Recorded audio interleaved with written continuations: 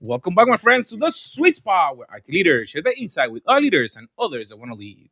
My name is Carlos Vargas, and as in every week, I have my two co-hosts, Howard Holton, Will Lewis.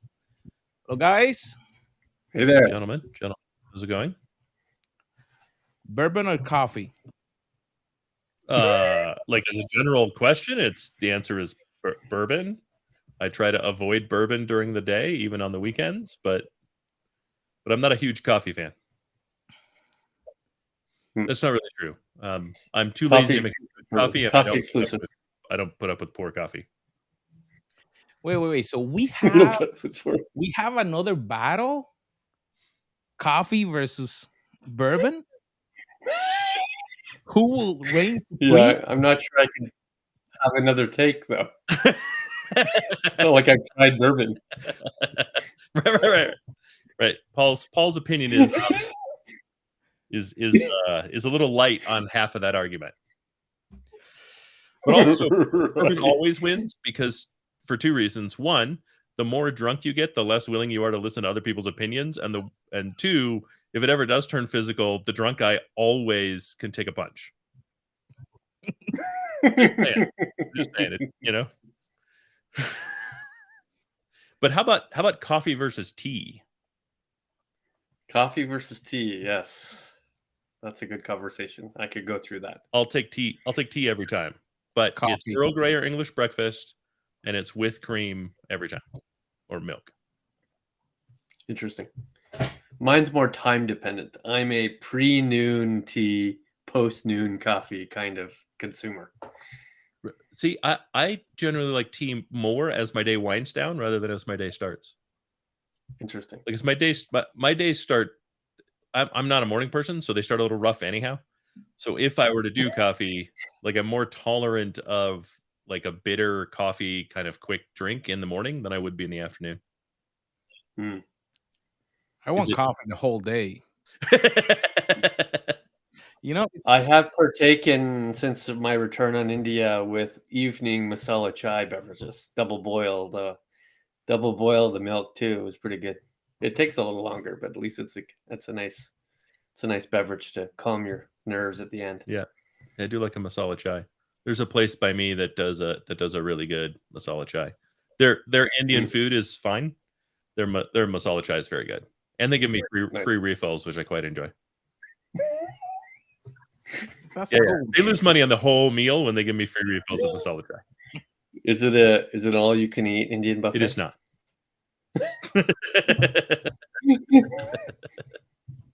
It is not, but I'll sit and drink a good 5 or 6 cups of masala chai. Nice. Yeah, I sure hope there's caffeine in it.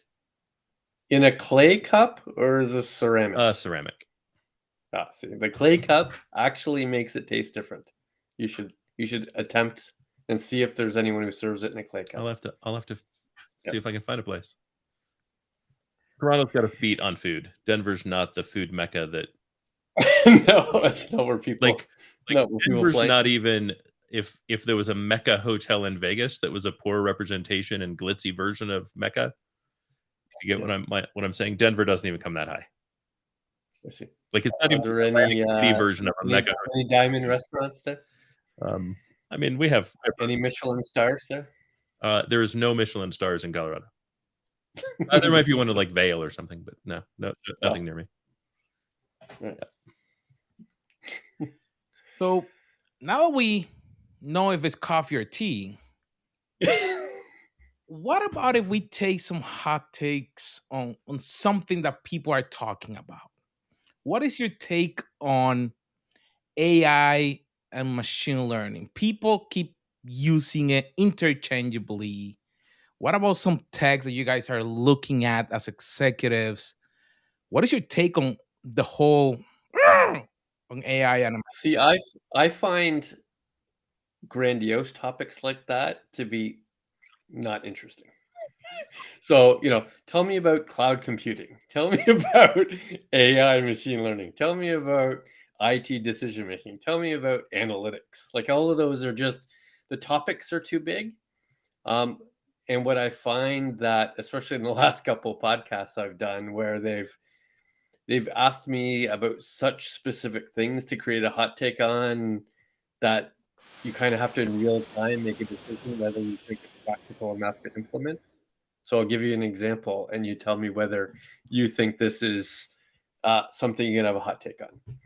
Can you tell me whether the additional value of GPT-4 above Chat GPT-3 is enterprise ready? No, it is not. Here's your hot take. I don't even. Why is it enterprise It ready? still makes stuff up, Right. Until it stops making things up, ChatGPT is not enterprise ready. Enterprise ready means I can give it to anyone in the organization, and anyone in the organization can get value from it and use it and trust it, and it is not trustworthy today. So will it ever be enterprise ready when it's leveraging outside versus if you build your own? It doesn't matter. So ChatGPT, if they were to release an enterprise version of ChatGPT, ChatGPT fundamentally will never be enterprise ready because it makes things up. Right? Is there a generative AI model that doesn't make things up, or that would conceivably not make things up? Sure, but we haven't seen one yet. Right? And I think that's what people are missing on generative AI. ChatGPT 4 is a massive improvement. Right? And there's another generative AI that's set to be released that's light years ahead of GPT-4, and it's all in the number of training points that they're using, and they're not called training points, but it's effectively what they are. As you increase those, the value of the AI improves exponentially. But as long as it can just make shit up, it's going to continue to lack value. Right? It's going to continue to not be able to be trusted for truly for enterprise work. And anybody that uses it, great, go for it, have fun. I'm sure we'd get a ton of comments saying, "But I'm using it today." Cool, but you're using something that lies. But isn't that just There's like also a practical implication, right? The practical implication of it costing $30 to $50 to $70 to $100,000 per month to run would suggest to you that we're not really at the cost scale to replace an individual person, right? If we're talking about $1 million to run on an annual basis, it would have to be a pretty significant amount of replacement in order to invest that kind of money. But to go along with what Howard's saying, really the big problem in its current implementation is that while it might be able to write a bunch of stuff, what it can't do is edit other people's stuff, right? Which is really what development and coding is about, right? It's not because it could develop, some snippets of code. It's because when you build an application, it requires many snippets of code that have to interact with each other and have different purposes. But even more importantly, there are versions to this code, right? It's not just, hey, give me a function that saves a customer data into a data model. It's, hey, by the way, it does this now, but version 2 is this other thing, and version 3 is this other thing, and version 42 has to do this other thing over time.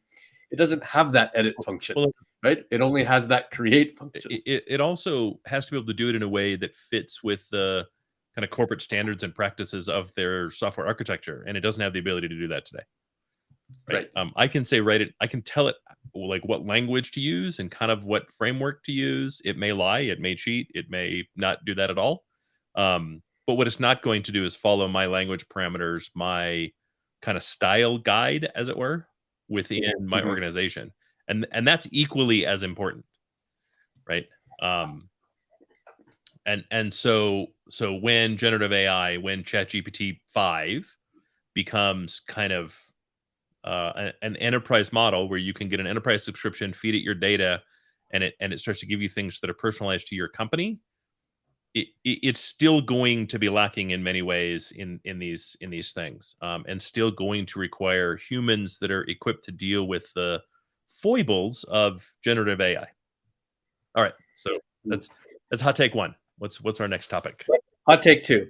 Okay, ready?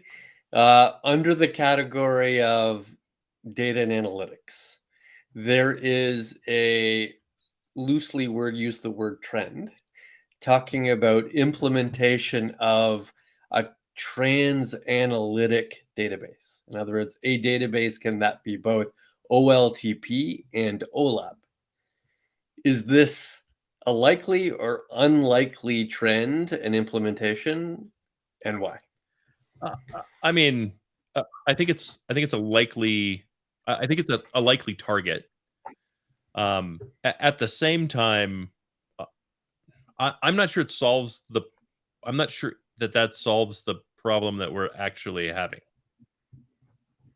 Right? Like I don't think the database model's the problem. I think Hmm. the data quality is a far bigger problem than the database model. So I'm not sure that I'm not sure how much I really care about that. Like if you gave me that functionality tomorrow, I'm still gonna have a data quality problem. I'm still gonna have a who the heck put this in here? Why do I have 7 copies of this record? Which one's authoritative? Right? I'm still gonna have all of the kind of organizational problems around how my data is created and curated that the data modeling doesn't solve. Is it something we shouldn't do? No, no, it likely is, and I'm sure someone will solve it before long if they maybe haven't already, right? Again, I think people would argue that there's probably someone that solved it already. But I don't think I don't even think it's worthy of a conversation when we're talking about analytics because it's not really like I don't care. Well, you don't get well, certainly, big guys, big vendors have invested in at least the architecture of a translytic database. My guess is when turn the page, it looks a lot like an OLAP database, right? Sure. I think what's likely to be true is that OLTP databases, prime databases for application development use, especially very chatty ones, will remain the same. However, OLAP databases, ones used for analytics, might also be extended to do some primary or rudimentary OLTP type services. In other words, I have an analytic database that produces a cool visualization in a portal, and then you might also collect some metadata based on the things that you see, right? Minor OLTP to support it. And then one could argue, I guess, if I'm doing create read updates to that database, it's now comes translytic, right? I would kind of refer to that as OLAP plus versus translytic, where the actual single database performs both functions, mostly because the performance tune of a database that's chatty is very different than a performance of a view only one, right? So it would be weird to try to mesh those together. That's kind of my problem. I don't know why I care. That doesn't come to the top 10 list of problems I'd really like to solve. Within analytics. So I'm not sure. Like, it'd be cool if it was solved, and it'd be cool if we only had one database type. If OLTP and OLAP were one thing, right? OLTAP, I guess. OLTAP. But I don't. Again, like it's not. It's so far off my radar of stuff that I think would really make a difference inside an organization that I'm not sure. I'm not sure why it matters. And then I have application tuning issues that would then create. So again, I'm not sure. You know what I mean? Like my ERP, I generally don't have 40% of my CPU sitting around for my ERP to then have all of my analytics run on my OLTP database anyhow. So I'm not sure how combining those two solves that particular issue, right? Am I then going to continually have this fight between the two sides of the organization fighting over resources and attention for tuning of the application of their applications because we've combined these into the same things versus and the number of organizations that would just say screw it, we're going back to the way we did it before because it's a less political headache would outweigh the immediate benefits of having those in the same system, right? Right. So I go back to what I said originally. All right, next hot take. Hot take number 3. What is the appropriate order? And then what's the reality of implementing data governance, data strategy, data engineering? Oh, I think it's strategy, governance, then engineering. But I think strategy, like that, you could argue that engineering could go before strategy to some degree, because engineering also involves like doing an assessment, would fall under engineering, right? And I kind of need an assessment before strategy. Is this a should be answer or an actually is answer? Because I think they're different. That's true. I think the actually is answer is engineering comes first, then governance and strategy fight over whose responsibility is to come second, and then the other one comes third. But I think the reality is it should be data strategy followed by data governance followed by data engineering. Like I think I need to know what the value is I'm going to get from the data. Then I need to know how I can responsibly use the data. And then I need to start using the data. That's my logic. I agree. I think what usually gets done is data engineering to solve one to few problems or create one to few insights, right? And then they determine that these insights actually created value. So maybe we should go back to the starting line and do some strategy to see what our next set of use cases should be. And then you find out that you're consuming so much data, you're not sure whether you're allowed to see some of that data. So you start to look at the governance aspect of it. Yeah. Kind of how, even if that's not the right mix, that's kind of how it's worked. Yeah, I would agree with that. Which leads to hot take number 4. Are we at right now? Yeah, 4. Is analytical self-service even possible? And by that, I'll be more explicit. Will we get to a world where a marketing analyst, a controller, some person in the manufacturing plant will be able to query and consume insights on their own? Until we have a generative AI we can trust, I would say no. However, I firmly believe that if we have generative AI we can trust and we have reasonable data quality, I think the answer is yes. I don't think we're that far away from it, especially in for very kind of specific things. I don't think we're far away from it. I think Microsoft is doing some things with their kind of AI model that's related to the personalization of your individual data or the data that you have particular access to. That should be viewed as self-serve data analytics, even though they're wrapping it in an AI wrapper. Does that mean we're going to have a broad self-service analytics platform where you can deal with the corpus of corporate data, kind of run your own scenarios, create things wholly from scratch and have that work? No, not in the near term. But I do think I do think with reasonable data quality and a good generative AI model that we can trust, I think we're close to being able to do things that are a little bit more personal and self-service without being kind of that grandiose self-service utopia that we talked about 5 years ago. Yeah, I think my hot take is I think it's technically possible, but I think our limitation is data literacy. And by that I mean I think the consumers of this analytical report or question needs to be answered does not have the appropriate understanding of the model, what a customer is, what a product is, what a transaction is, what a supply chain is, nor could really appreciate what it would take to ask the right question in order to get an appropriate answer. Well, I think I think that also touches on, I don't think there's an organization in the world that wouldn't be exhausted by the business culture effort required to get to the level of literacy required to make true data self-service a real thing. Right? You're right back into the EIM kind of argument, right? Which was an elephant you had to eat all of it and everybody burned out on it. Like just to get to the point where your organization truly agrees on the definition of terms necessary to have a global self-service analytics model doesn't really happen anywhere, right? And that's required. Like everyone has to agree, and I mean everyone, every single employee that has access has to agree. What do we mean by an order? What do we mean by a sale? What do we mean by a purchase? What do we mean by a customer? All of those things must be known, and you can't argue over it. And organizations argue over that exact point all the time, right? And until that happens, no, you can't. You're not going to get to self-service, right? And if you can't even solve that, it doesn't matter. The rest of it's moot, right? because I'm pulling data from 12 sources. Each of those 12 have different definitions of one or more of those things, and it doesn't matter. My data quality is shot.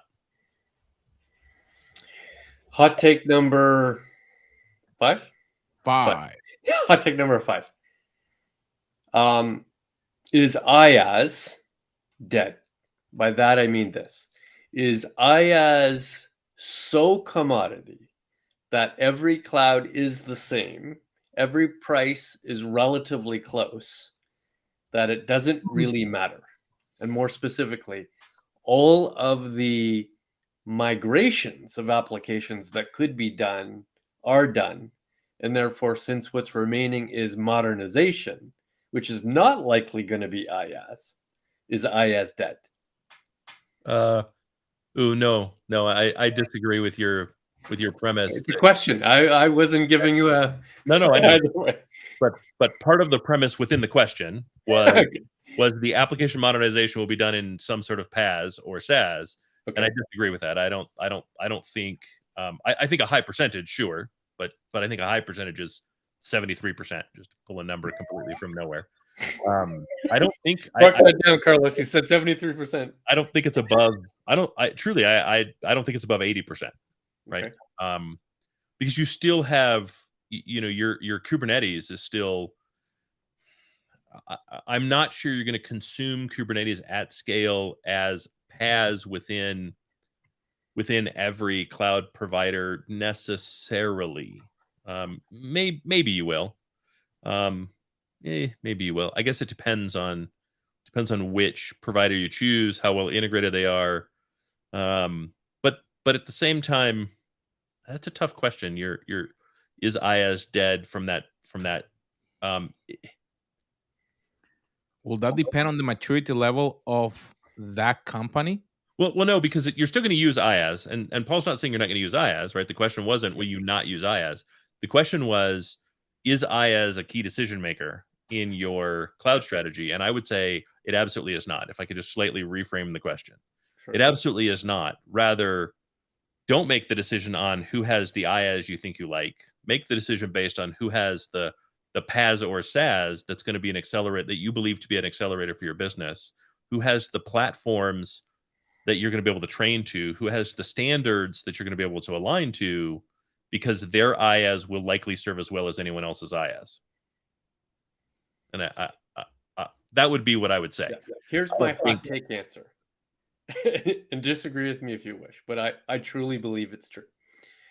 IaaS is so commodity that the innovations that every cloud is doing in their IaaS now is edge case specific. More in as an example, all the new iterations of the cores, the GPUs, the TPUs that come out aren't to solve store customer problems. It's to deal with volume, variety, velocity problems in edge cases. And I don't mean computing edge, as we debated a few times ago. I mean edge outsider cases. And therefore, if all of their innovations are doing in IaaS are to suit the few and not the many, then it really doesn't matter. There's nothing really happening in the rest of the IaaS world, and therefore it's part of your solution set, but certainly not the main part of your modernizations in your applications. I mean, I don't even think it's a concern, right? Because it is so commoditized. They might as well all be the same, right? And any one of them that isn't the I don't know, perfectly priced to the other guy will be perfectly priced to the other guy in a matter of days. You know what I mean? Because they're constantly in that battle, in that pricing battle, to make sure that they're priced the same as the other guy. So it's not even worth looking at the pricing, right? If today you make a choice for the next for your contract life, because Azure is the cheapest for the compute you need, tomorrow AWS will match it or now be cheaper by a tenth of a penny. So you can't even make that decision because it changes, it fluctuates like the commodity market, right? And yeah, to your point, right? The GPU TPU kind of innovations that they're doing are for companies that are so bleeding edge there is no PaaS for them, and they're likely building their own PaaS. Right. right? So yeah, again, right, not an innovation that anyone should care about who doesn't really know they should care about it. And a lot of those companies are even seeing the value in pulling that stuff back to a data center. So hot take 6, sticking with cloud. Why did we need, and do we continue to need, yet another abstraction layer? How long will containers survive? I don't see the end to containers. I see the end to virtual machines. Interesting. Um, So we will eliminate a layer of abstraction. I mean, kind of. I think it's just going to get absorbed and kind of become something else, right? Like today, I can run VMs on top of Kubernetes with KubeVirt. Theoretically, right? Like theoretically, it's solidly fragile right now. There's some commercial companies that are effectively running it for you to make it not fragile. But containers were super fragile when they first started too, right? Sure. The advantage that I see kind of long term is you're not going to be able to pick one cloud, and each of the cloud providers want to bake you into their language, right? Right. And at this point, it's assembly language, right? The advantage of the abstraction layer and kind of where it's heading, and why all these third parties exist and will continue to exist. Maybe not the same third parties, but third parties will continue to exist. Is you need an abstraction layer away from the cloud vendors in the same way that we use virtual machines to abstract away from the hardware. We now need a virtual cloud layer that abstracts away from the language of Amazon, Azure, Google, Oracle, IBM, whoever, so that we have the ability to move things where they make sense. Just because they operate in roughly the same regions, there may be a reason I need it in that block versus 70 miles away or 300 miles away. And I need the flexibility to choose that as these things become more distributed and more complex. And it may need to be in both. It may need to be, I may need an application that runs in both because peering and time and whatever other reasons, resiliency, kind of on and on and on. And without that abstraction layer, it's nigh unto impossible. It's just so complex to speak the language of the individual cloud provider. Right. So your vote is for yet another abstraction layer. No, I think the abstraction layers are all kind of evolving. And that's kind of, it's one of the things that we're seeing more and more with like Kubernetes management software, right? The Kubernetes is simple. It's done. It's kind of handled. Not that we're not going to continue to develop it, but you're not really talking at that layer now anyways. You're talking at the management layer. Right. And those management layers are becoming more kind of multi-cloud view. And so that's really kind of going to end up being the place that I think we're going to end up talking, right? Some of the things that Terraform promised and never really delivered. Hot take number 7. Yep. Sticking with cloud still. Man, you're really stuck on cloud today. No, the first several were data. This is only the third on cloud. Industry clouds, real or not? Is there going to be a financial services cloud, a government cloud, a healthcare cloud, a media and entertainment cloud? Does it matter? Does it actually provide any value other than communities of interest? I think it's lipstick on a pig. Honestly, it's architecture more than anything. And I think the danger is that it becomes anything other than architecture, because then you just have more lock-in, right? There are, Amazon already speaks a different language than Azure, already speaks a different language than Google.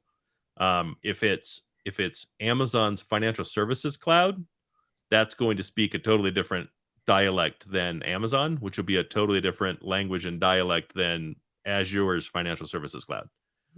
And so I think it's dangerous to start kind of leaning into that. And it just feels like lipstick on a pig right now. I think realistically, there's more overlap than underlap on regulatory and legislative boundaries on most of these things, right? Financial services versus healthcare, as an example, in that they all have to maintain the same set of standards anyway, so you might as well just run it in the same cloud. Right? Doesn't really need to be, other than communities of interest, distinction in each one of those clouds, with the only exception being federal government cloud, which needs some distinction in some way, maybe specifically just in the US, but mostly to separate fascism and Marxism and authoritarianism and democracies, right? Oh, I mean, yeah, the government has specific cloud should be distinct from India's cloud, distinct from US's cloud, government-wise, federal government-wise. Yeah. I think federal cloud separation is important for a whole variety of reasons that we could have I think a whole podcast on. But yeah, as a hot take, I think you touched all of them, so it's great. Perfect. Hot take number 8. Now we're out of cloud. We've gone beyond cloud. Now we're in outer space. Is metaverse a perfectly reasonable customer interaction? Is the immersion that's possible with metaverse actually a channel that somebody should consider? Oh, so is virtual reality as a communication methodology a channel that is reasonable? If you want to redefine metaverse to just virtual reality, sure. Yeah, but metaverse is a corporate-owned Facebook. It's Meta, but Facebook product and product name. So no, I think metaverse needs to die a horrible, fiery death. There's way too much corporate control in the internet now, and taking what is the next version of the internet and putting that under a single corporate banner is hugely problematic. However, do I think that there is a Web 3 or a Web 4 that has a virtual component to it, that would enable kind of the next version of the world, which is really the metaverse from Snow Crash, kind of, that was even corporate owned? Yes, I think there is. But I would also caution, like, go read Snow Crash. Neil Stephenson wrote it in 1987 ish, and it is where the term metaverse came from, and it is where the description of that virtual world came from. But look at the world that exists outside of it too. I'm not sure it's good for humanity if metaverse becomes what he kind of painted, or what any corporation would want, right? I have yet to see anything that has that as a story that's not also got a dystopian quality to it. Right. It all of a sudden became, the playground of the evil. Well, no, it became the playground that you wanted to exist in because it was better than the world as it existed outside of it.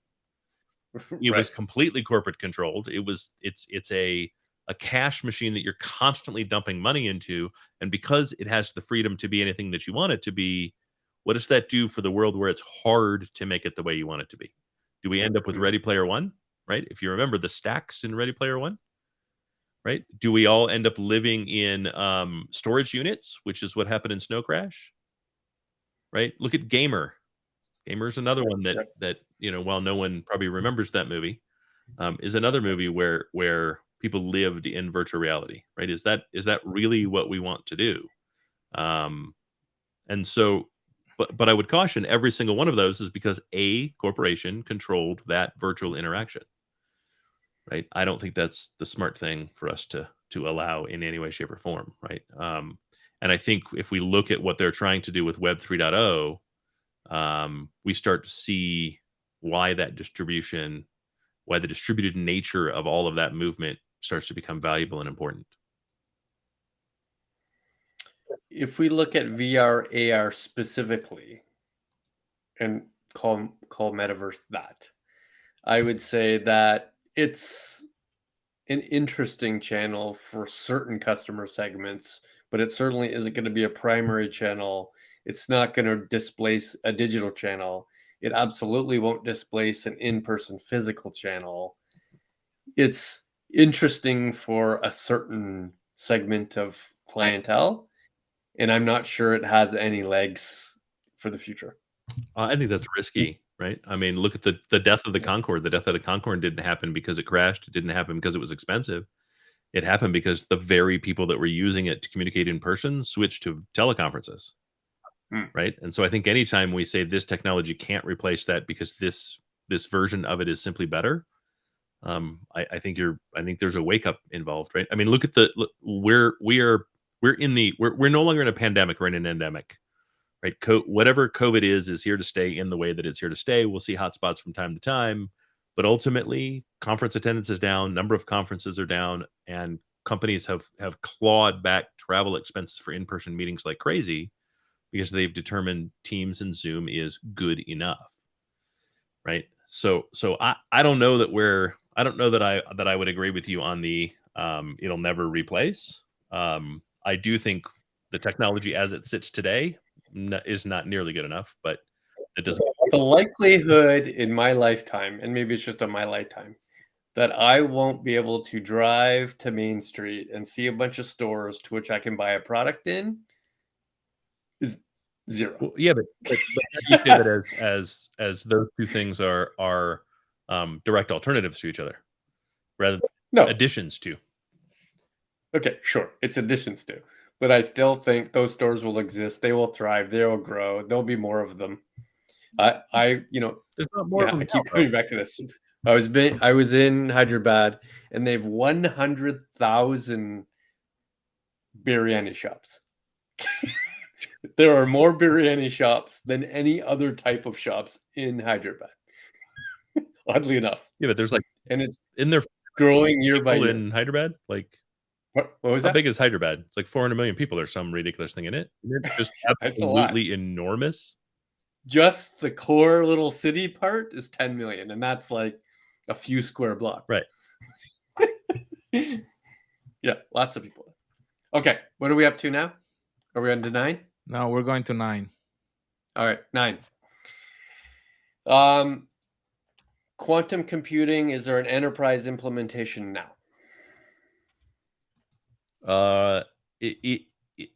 Is there an enterprise implementation? Can I consume it now? Is there a use case now? Enterprise.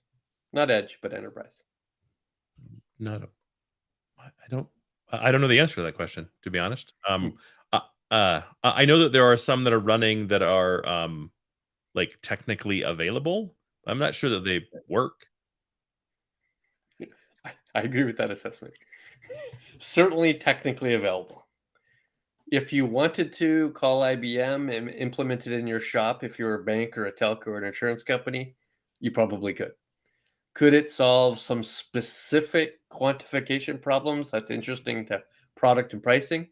Maybe, right? But I think the use cases drop off pretty quickly at some point. Yeah. Last one. Hot take number 5. Are you ready? Yep. 10. 10, I mean? I said 5. 10. The last several years, hot topic in IT was ESG. Yeah. I have not heard those three letters in at least 3 quarters. Oh, I hear them all the time. Is it now not a topic, or am I just listening to wrong sources? You're listening to the wrong sources. I literally hear it 3 times a week. I hear it all the time. I hear it more than I hear. Purpose, reason changed? Because it used to be around the cost of cloud computing and how I'm going to creditize my organization to overcome that problem. Is it different now? It's all about the carbon impacts now. Okay. All about, and it's massive in Europe. If you go to a conference in Europe, it's probably the number one topic of conversation.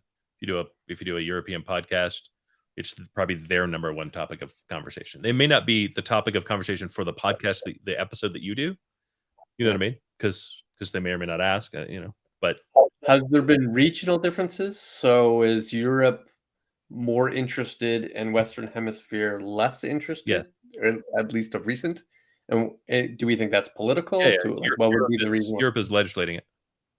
Okay. Yeah. They have specific climate targets that the West is ignoring. So, all right, fair enough. Yeah. And the state that Hyderabad is in has 40 million people. 40 million people. That's a lot. That's a lot of people. The metro area is about 10, 11. 10. Yeah, that's the core. Even though it takes you a solid hour to get through that metro. Yep. All right, Carlos. Hot takes, 40 minutes straight. So the hot takes are a lot. I tried to take notes, but I think that as architects or leaders, what is the key for the leaders? Should they be paying attention to those technologies? Should they be looking at vendors that are pulling them away from their strategy towards some of these nuances or ideas, or should they just focus specifically in just going forward with what they were doing before? I definitely think you need an opinion. Like at the very least, have a read up, have a perspective, have an opinion, determine whether it applies to you, make a decision either way and whether I need to investigate it in a deeper sense. But being ignorant of the topic won't help you. I think that they may Yeah, I be. agree. I think you need to be aware of what's going on. I think you need to be at least aware enough that you that you have an opinion and maybe more, that you can have a conversation, but that you can have a conversation about how that thing has value or impacts your company, your role, your business unit. That doesn't mean you need to do anything about it. Even if it has an impact, doesn't mean you need to do anything about it. But I think you need to be able to say, we're looking at generative AI. We think it could have this impact to our business. We're not doing it yet because of this, or we are doing it now because of this. Right? It may not need to be any deeper than that. Same with quantum computing. Same with metaverse. Same with ESG. And I'd probably say ESG is higher than the other three, but yeah, I think that's important to be able to talk about. Except that OLAP one, you can just let that one go. Translytical databases. Well, my friends, there you have it. 10 hot topics right now that you should be paying attention, understanding, or at least reading something about it. So take the time to read it, take the time to understand it, and take the time to share, subscribe, and we'll see you on our next episode.